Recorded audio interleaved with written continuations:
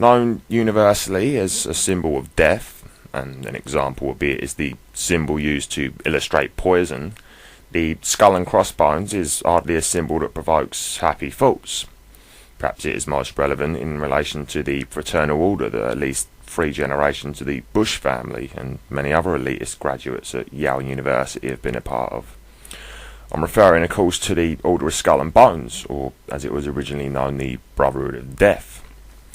Skull and Bones was established in 1832 at Yale University by William Huntington Russell, who came from America's biggest opium smuggling family. During his student years, Russell was befriended by a disciple of Adam Weishaupt's Bavarian Illuminati while in Germany.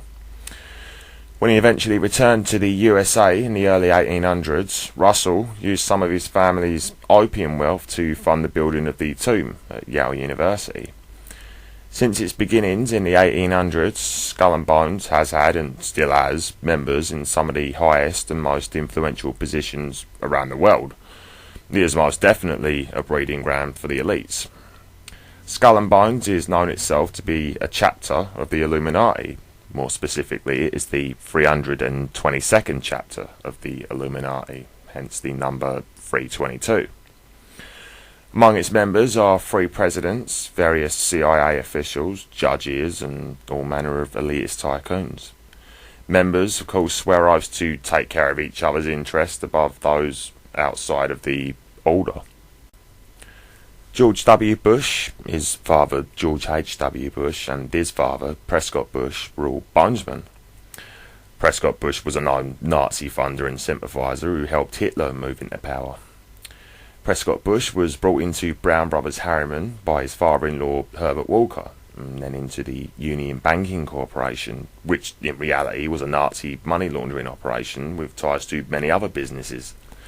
One such business was the shipping line, Hamburg American Line, which in the 1930s transported Nazi spies into the US and ran promotional ads, offering cash rewards to American citizens who would go back on Hamburg American lines and attempt to convert people to the Nazi pro-Hitler ideology. Brown Brothers Harriman worked with IG Farben, a German chemical industry that ran Auschwitz, the Nazi concentration camp.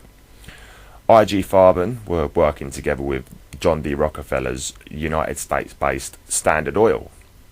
Prescott Bush did all that was in his power to proselytise for Hitler and the Third Reich, along with the DuPont family, the Remington family, and J.P. Morgan. Prescott Bush was involved in a plot to assassinate President FDR and then overthrow the government and install a Nazi-style regime. This very same year, Hitler became Chancellor of Germany and burnt the Reichstag. In 1942, German banking operations in New York were seized by the US government for giving aid and comfort to the enemy.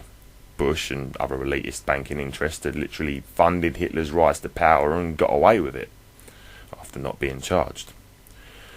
George H.W. Bush would go on to marry Barbara Pierce, in all likelihood the daughter of Aleister Crowley, and become the 41st President of the United States of America. The son of George H.W. Bush and Barbara Bush, George W. Bush became the 43rd President of the United States on 2000. As I previously stated, all 3 Bushes were bonesmen. Now, aside from the fact that Prescott Bush was behind the distribution of Nazi propaganda via the Hamburg American Line, it should also be taken into account that this line was recognised as one of the official friends of the Reichsfuhrer SS. The SS were also known as the Order and the Brotherhood of Death. So, Skull and Bones would appear to be the American counterpart of the SS. Furthermore, it has been suggested that the SS and Skull and Bones were directly connected to the Thulu Society, who believed in an Aryan super race. The Thulu Society and SS initiation ritual similarities can be found amongst those practiced by Skull and Bones initiates. Both employ initiation ceremonies in which the initiate dies to the world to be born again into the order. In October of 1988, then Vice President George H.W. Bush was asked by a reporter if he were a Christian. Bush looked perplexed and responded, "If you mean born again, then yes, I am a Christian." In his book Mein Kampf, and in some of his speeches, Hitler refers to being born again or born anew, and Bush Jr., who says he was honoured to be chosen for Skull and Bones, refers to himself as born again. Perhaps the most obvious similarity between the SS and Skull and Bones is their use of the Skull and Bones symbol. This symbol is also used by the British arm of the Nazi organisation Blood and Honour, known as Combat 18 or C18. The 18 is a reference to Adolf Hitler, A being 1 and 8 being H. Skull and Bones are dedicated to gaining power and forming a new world order. As I touched on earlier, initiates are born again, that is to say, death rebirth. So hopefully you're starting to get the picture here. When initiates are born again to become a neophyte in the order of Skull and Bones, they are given names or rechristened. George H.W. Bush was rechristened Magog.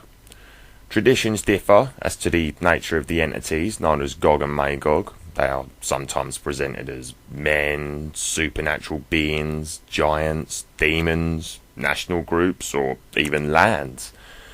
An interesting account of Gog and Magog comes from the Quran.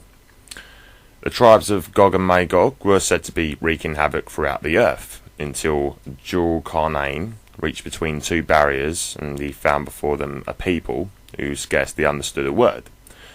The local people said, "Oh, Jul-Qarnayn, verily, Gog and Magog are doing great mischief in the land. Shall we pay you a tribute in order that you may erect a barrier between us and them?" Jul-Qarnayn agreed to erect the barrier. "Give me pieces of iron." Then he, when he had filled up the gap between the two mountain cliffs, said, "Blow." Then, when he had made them red as fire, he said, "Bring me molten copper to pour over them, so they could not scale it or dig through it." Jul-Qarnayn said, "This is a mercy from my Lord, but when the promise of my Lord comes, he shall level it down to the ground, and the promise of my Lord is ever true. And on that day, Gog and Magog will come out, and we shall leave them to surge like waves on one another, and the trumpets shall blow, and we shall collect them all together." So, according to the Quran, Jul-Qarnayn, who might have been Alexander the Great, trapped Gog and Magog, or the tribes of Gog and Magog, beyond the Great Barrier, to be opened near the end times. Perhaps most relevant information regarding Gog and Magog is that Magog is the name of the evil army commanded by Satan to visit Earth and destroy the kingdom of Christ. So, as for the symbol of skull and crossbones as relates to the Q33 NYC sigil, it's obvious that it refers to death rebirth, and of course probably to the Order of Skull and Bones itself.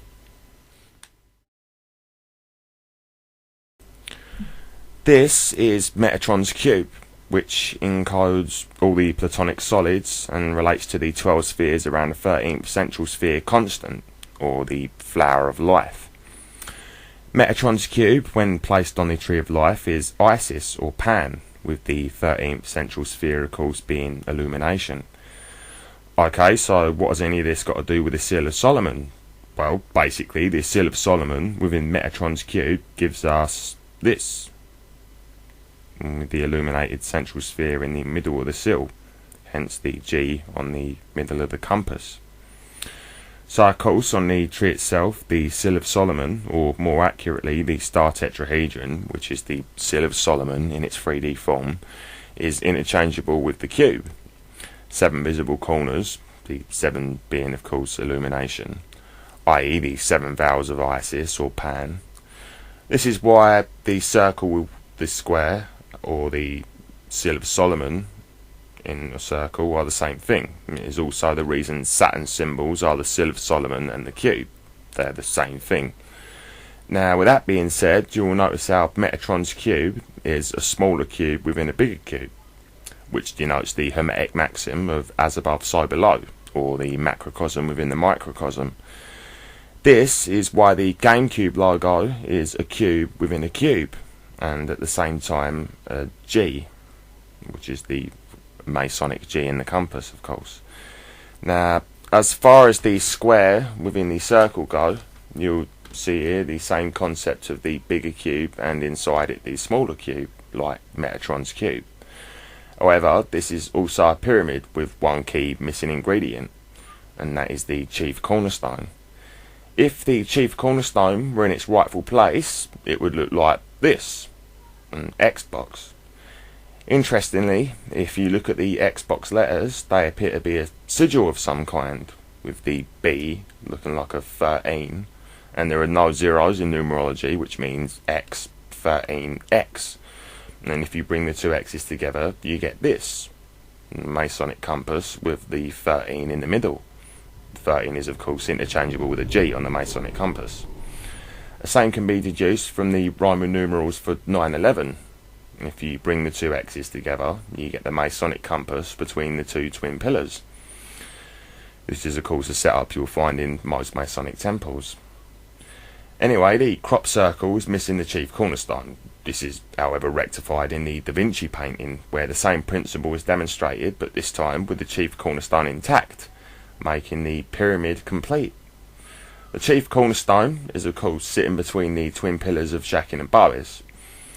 As for the crop circle, you will notice that there are 6 doors either side with the 7th central door.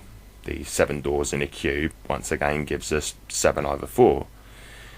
Here is the Seal of Solomon crop glyph, echoing Metatron's cube, with its 6 seers surrounding the 7th central sphere. The circling of the Kaaba at Mecca is the same as the circle around the square on the crop glyph, or a circle around the Seal of Solomon. The points of the Seal of Solomon touch the circle at 19.47 degrees, or 19.5 when rounded off at the nearest 10, which is why 19.47 is a hallmark number in tetrahedral geometry.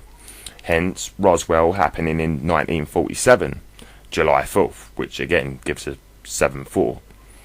Check out Richard C. Oglen for more on 1947.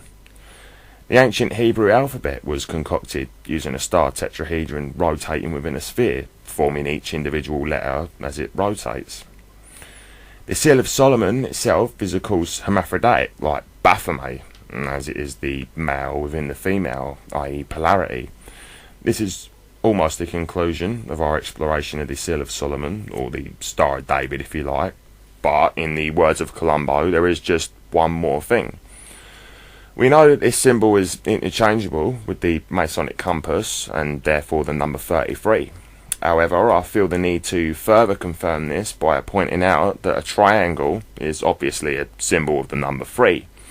Since the Seal of Solomon is 2 interlocking triangles, it is thus 33, aka illumination. So, that concludes the meaning of the Wingding Sigil. Q33NYC is undisputably death, rebirth, illumination. New York City needs no explaining, and the thumbs up is an obvious gesture of approval.